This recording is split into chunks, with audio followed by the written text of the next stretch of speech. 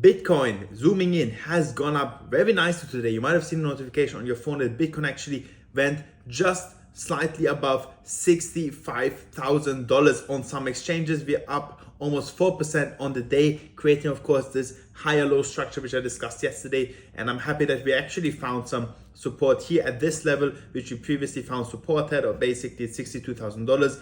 I said yesterday, if we stay above this line, which we hopefully do, we can maintain this higher low structure, of course, which we have now confirmed. And it confirms my belief that we will continue to move to the upside for Bitcoin. Of course, we broke out of our falling wedge pattern, which is of course a bullish target for Bitcoin. If we go now into the liquidation heat map very quickly, we can see there's a big cluster above us and a big cluster below us. So these usually get hit for Bitcoin. The cluster above us lies all the way to like $65,500. And then the one below us is at like $60,000. So let's say, I think first of all, we can go here and fill this at 65.5, which will bring us to like basically just above this orange line. What is the orange line? Well, it is the major level of resistance and support, previous support right here in that bear flag pattern, which we had. We traded nicely at the short position, and we're gonna have another nice short position coming up very soon once Bitcoin goes into this area here, previous range high between $67,000 all the way to like $70,000. So I think that's where we're gonna top out for now. So that dotted line is basically the November 2021 all-time high, which lies at about $69,000. And then we also have the previous range high at $67,000. I think we'll find the high somewhere in this region before then eventually going down. Keep in mind, July, very bullish for Bitcoin usually. And as of now, beginning of July, basically from the 1st of July, we started going up and we're confirming this trend. August, September are usually quite bearish for Bitcoin. And then we usually, of course, find that bottom for Bitcoin in a bear market approximately in Q4 of halving years. So about 1 year after the top, which we have seen every single time. So this should bring us to approximately October. And that's still what I believe will happen next. Now, why did we pump so much? Well, US CPI inflation data came out at 3.5% inflation year over year. Expected was 3.8%. And as a result of that, we had $45 million worth of shorts being liquidated on this move to the upside. We can see this right here. We entered this liquidation area and grabbed $45 million of that liquidity as we went to the upside. And what I want to really highlight here is that historically, whenever we had CPI data, we had a big move for Bitcoin coming within the next couple of days.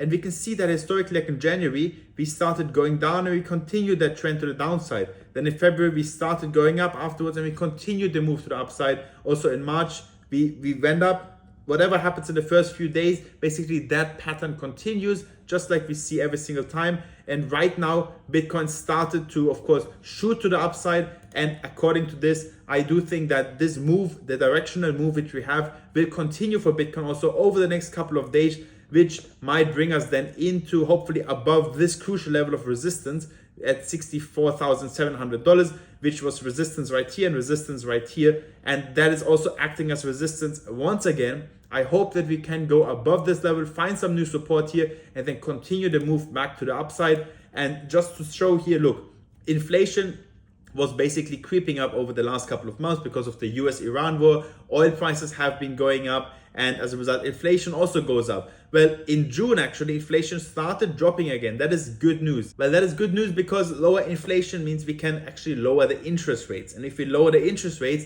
then lending becomes cheaper. And that is very good for risk on assets like Bitcoin and like gold and generally for the markets. Like if I go to the 10-year inflation rates, obviously during COVID, they went up. And why did they go up? The inflation rate obviously went up because we had the stimulus checks in the US and a lot of government spending. And this, of course, was done to pump the economy during COVID. Many jobs were lost. And as a result, the interest rates were also going up. Now, if you look at the future probabilities for interest rates, so these are just the probabilities for the next meetings. What are going to be the interest rates? Well, right now, the interest rates are targeted at 3.5 to 3.75%. And at the next meeting, FOMC meeting in about 14 days, we are expecting to keep the same interest rate. Then in the next meeting, actually, the majority expects an increase. For the next 4 meetings, we are expecting an increase in interest rates. And well, if we look at the price of oil, actually, the Iran war and US-Iran, it's starting again. There was some missiles hitting an airport in Saudi, I believe. And of course, that is not good. And oil prices have gone up as a result. now actually shipping throughout the Strait of Hormuz is down 60%. This $80 price for oil is actually the highest it has been since June 26. We can see also here oil has gone up tremendously since the bottom. We have actually gone up almost 20%, just over 20%.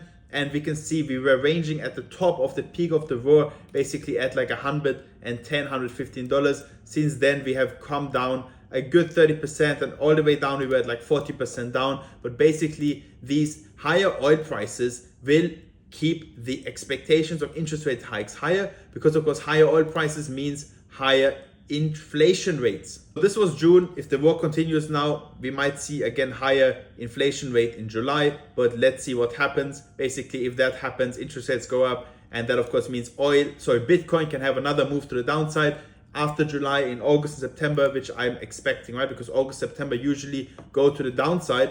And let me quickly show this. So this is basically showing the last few cycles for Bitcoin. We know that Bitcoin usually finds its bottom somewhere around about 365 to 400 days for Bitcoin, and also the moves to the downside, the corrections are becoming less and less as Bitcoin becomes more volatile. So it becomes less volatile, Bitcoin becomes more mature of an asset, more money, more market cap, and so on and so on. And therefore, of course, the retractions become less and less. We can see we retracted 86% here in the first cycle, 84%, then 77%, and right now we retracted 54%.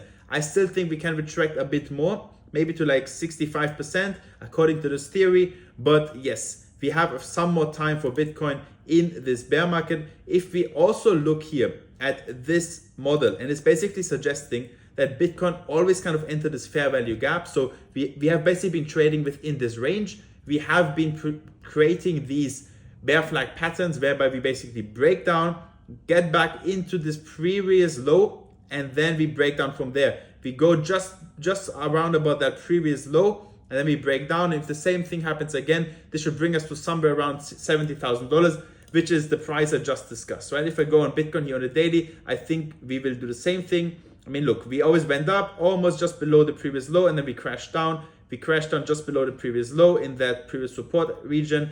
And same thing I think will happen now. If we go into this region, that's previous level of kind of somewhat support. So I think then we can go to the downside. If we look at Bitcoin here on the weekly, we also can see not only July we usually go up, and then the next few months we go down. July we go up, next few months we go down, which is also happening right now. We're also forming this falling wedge pattern, which we're gonna break out very soon. We usually break it out to the upside, which we did last time. And right now, I think it can bring us to about the low 50s, and worst case to like the low 40s for Bitcoin. But right now, I think we can go up and then down, and eventually in October be somewhere around about this region before breaking out then for Bitcoin. Now, I want to show you also the realized price. This is the average price for which Bitcoin was bought for on all exchanges, basically. And we can see historically, Bitcoin always finds its bottom below the realized price. This is very important. Look, I can highlight it for you guys. Every single cycle below the realized price is where we find that bottom for Bitcoin. If I zoom in a bit, we can see it. Also this cycle, last cycle as well. And if history does repeat, and it has done so every single time, we will find a bottom somewhere here below $52,000, which is where the realized price stands right now. If we also look at the 200, the 300, and the 350 weekly moving average lines, these are just the average price over the last 200, 300, and 350 weeks. We can see Bitcoin finds its bottom somewhere around about these lines. So last cycle, we found a bottom actually all the way at the 350 weekly moving, which is the orange line. The cycle before that, we went to the 200 weekly moving. During COVID, we went to the 300 weekly moving. And yeah, well, the weekly movings, they don't go all the way back. But the cycle before that, we went to the 200 weekly. And if I overlay the realized price, it lies somewhere between here, approximately at the 300 weekly moving average line, also coinciding with the around $52,000 level, which is where I think we can realistically go for Bitcoin. And finally, to sum this up, the last time we were at this point, basically at this time of the year in the bear market, it took Bitcoin another 153 days of sideways action and slightly going down before we had that big breakdown. We can see right here, it took us 153 days before we went down. And right now, I think a similar thing could be happening, bringing us to somewhere of October, middle of October, around about that region. We'd have to reevaluate at the time.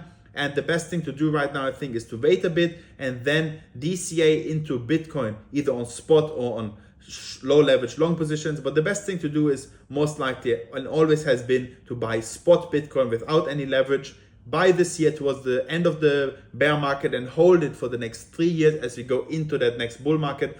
Hope you guys enjoyed the insights, and I really want to see what's going to happen for Bitcoin here.